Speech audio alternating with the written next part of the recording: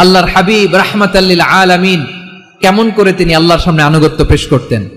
আম্মা জান আয়েশা রাদিয়াল্লাহু তাআলা আনহা বলেন, কানা ইয়াকুমু মিনাল লাইলি হাত্তা তাতাফাত্তারা কদামা, আমার নবী তাহাজ্জুদের জায়নামাজে যখন দাঁড়াতেন এত লম্বা সময় দাঁড়িয়ে দাঁড়িয়ে তিনি কিয়াম করতেন, কেরাত পড়তেন। দাঁড়িয়ে থাকতে থাকতে থাকতে থাকতে আমার নবীর বরকতপূর্ণ, আমার নবীর মোবারক পা দুটো এরকম ফুলে যেত।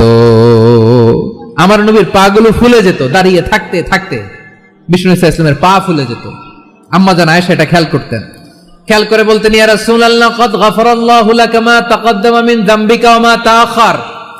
ও নবী, নিজের দেহের উপর কেন এত কষ্ট দেন? কেন রাত জেগে এরকম তাহাজ্জুদের জায়নামাজে দাঁড়িয়ে থাকতে থাকতে পা দুটো আপনার ফুলে যায়? কেন কষ্ট করেন? আল্লাহ কি বলে নাই, ও নবী আপনার আগের গুনাহ মাফ, পরের গুনাহ মাফ?